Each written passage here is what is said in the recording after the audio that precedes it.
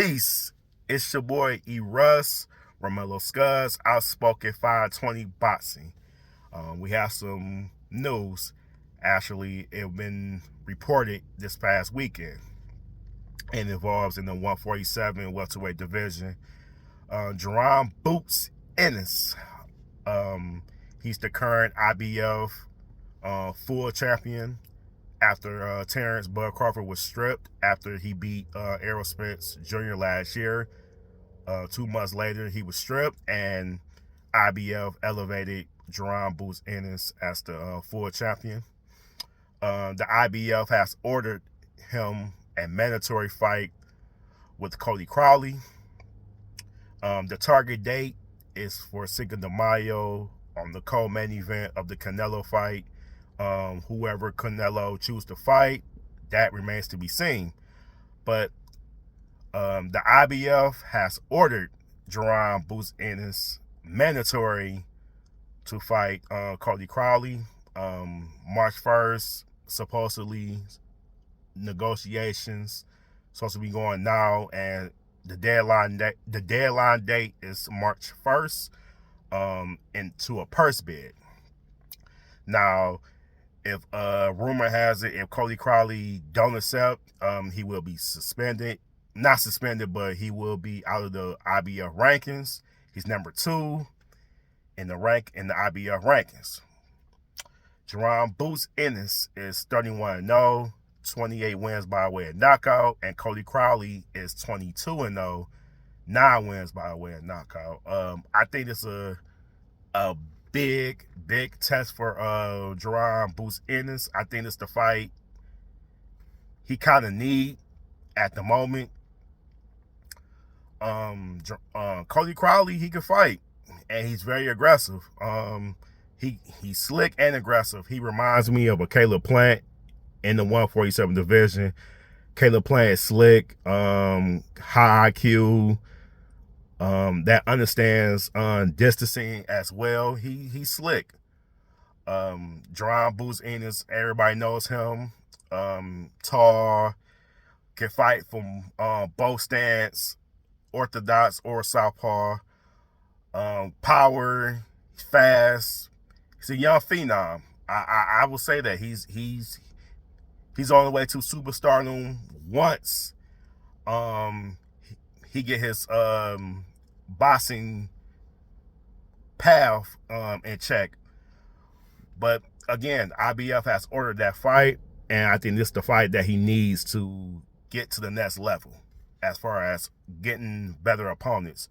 My problem with Jaron Bout Ennis is not his boxing skills. I'd be a moron if I said he doesn't have skills, and he has all the tools. If this was like baseball, you know how baseball had like a 5-tool player that can hit on base and all that. That's what Jaron Bout Ennis is. I mean, again, he's tall. He got the height of a Tommy Hearns. Tommy Hearns is 6'1", but Jaron Bout Ennis is 5'11", 74-inch arm reach.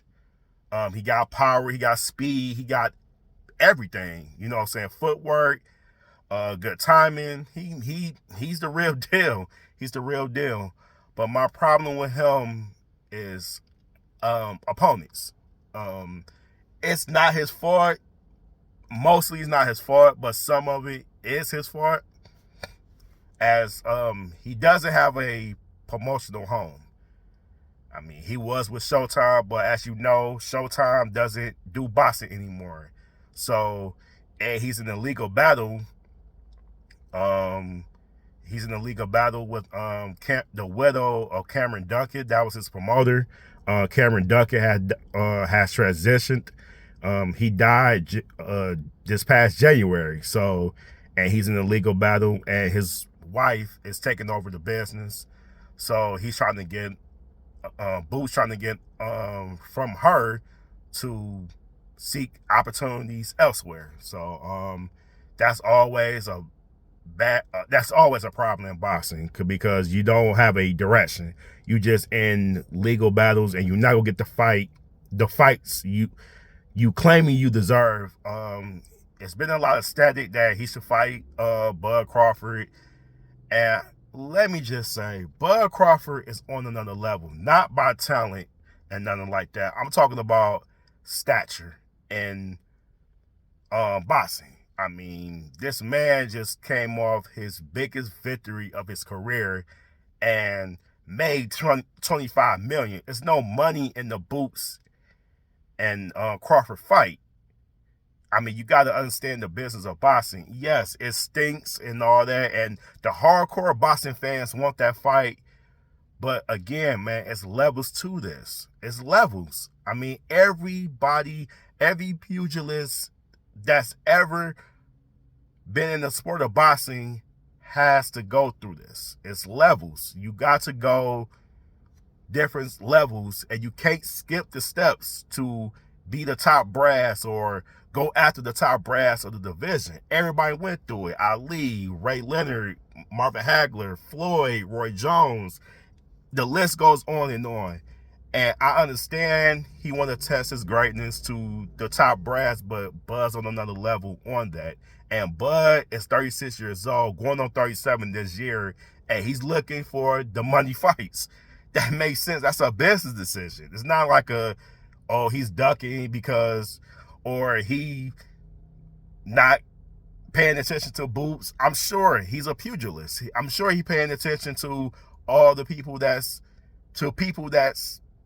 in the division and who's coming up in the ranks and all that. You'll be a moron if you don't pay attention. So, and again, and for the record, I'm gonna keep saying this too. Bud Crawford offered to fight Boots after the first Spence fight negotiations. Had derailed. He was with Black Prime, a one fight deal, and he was looking for an opponent. He asked Boots. I mean, it's on YouTube. His father, Boozy, I think that's his name, but he put the offer on the table. He was loyal to Showtime, but Showtime was popping and boxing, and he said, no, I'm loyal to Showtime. I'm going the IBF route. And that's when Spence was champion. He was champion. So he wanted to go that route because he's with Showtime, and Showtime was affiliated with PBC. That's what Errol Spence is at. He with PBC. He figured he would get an opportunity with Spence. But that didn't happen. So, and Bud Crawford had beat Spence, and now Bud Crawford is top of the division. He's on the top of the boxing world right now. And of course, he wants to fight now. But Bud's on another direction. He's on another direction. And people seem to forget that. So I don't like to call boxers duckers and all like that.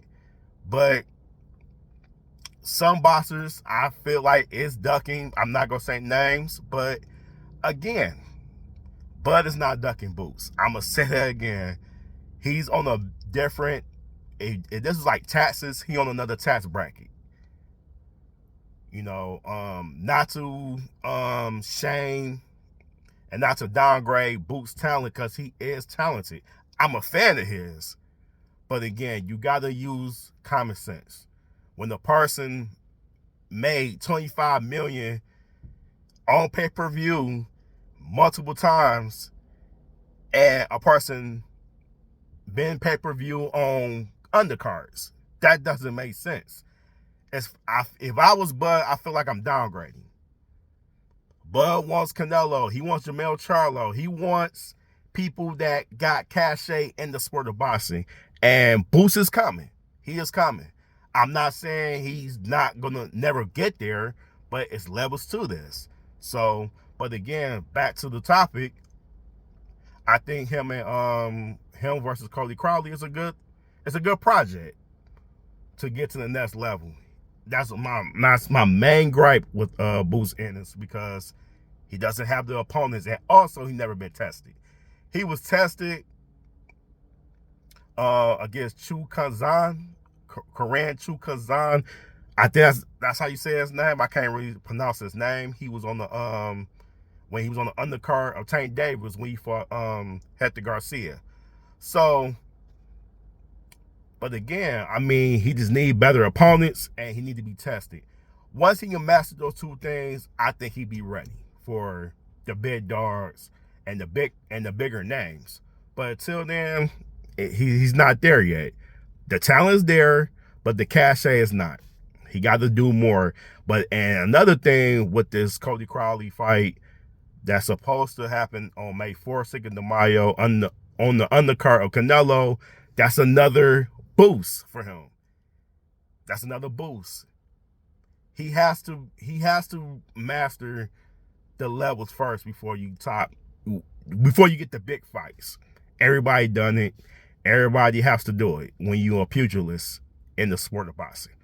But that's all I got for y'all. IBF ordered again. IBF ordered Jaron Bout Ennis, as he's a champion now, full champion in the IBF 147 division. He's ordered to fight Cody Crowley, scheduled for May 4th. Negotiations is going now, and they got to March 1st, and then the purse bid. So they got to March 1st to get everything on the table and fight May 4th. But that's all I got. I'm Russ, Romello Scuds, Outspoken 520. Comment down below. Tell me what you think about this fight, this potential fight. Comment down below. Hit that like button. Subscribe to the channel. Let me know what y'all think. Again, I'm Romello Scuds, Russ, Outspoken 520 Boxing. You can follow me on Instagram, Facebook, and YouTube, Outspoken 520 Boxing. I'm out. Peace.